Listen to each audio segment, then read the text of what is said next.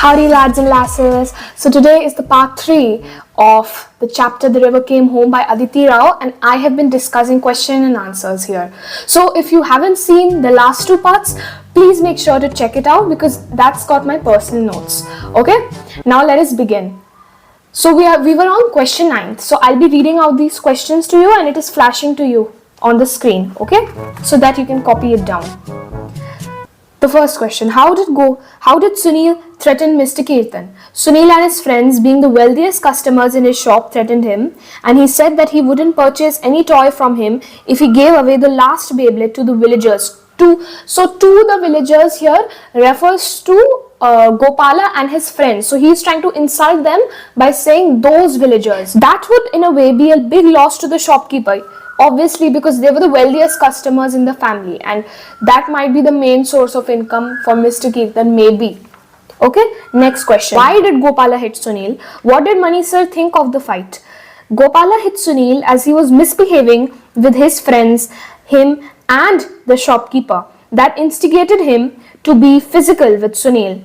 Mani sir thought that Sunil was in the wrong, not Gopala, and that he did the right thing. So yes, Mani sir was in complete agreement with Gopal, but somehow there was a difference between the rich and the poor that made the situation even worse. So we had discussed in the chapter earlier what happened. So it is the difference between the rich and the poor which is suppressing the right and is bringing out the wrong. Okay, that is what is discussed in the chapter and that is what I am telling you in the question answer.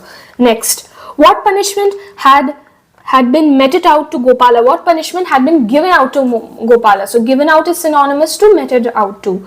Gopala had been suspended for a week as a punishment from the principal since Sunil's parents were very cross with Gopala. Had the principal not suspended him, they would have escalated the matter to the police and higher authorities.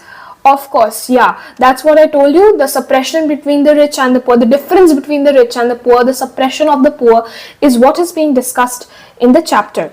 Okay, and the last question for today's video is, what opinion did Mani sir have about Gopala? That is the repeat question, okay. Mani sir was of the opinion that it was Sunil who was within the bars of folly and not Gopala. He did the right thing. So bars of folly is a kind of a phrase which means that he was in the wrong. Sunil was not doing the right thing. He did not act properly. Gopala was doing whatever he did in his defense. So that is what is being said in this answer. So with this I conclude today's video. Thank you and have a wonderful day.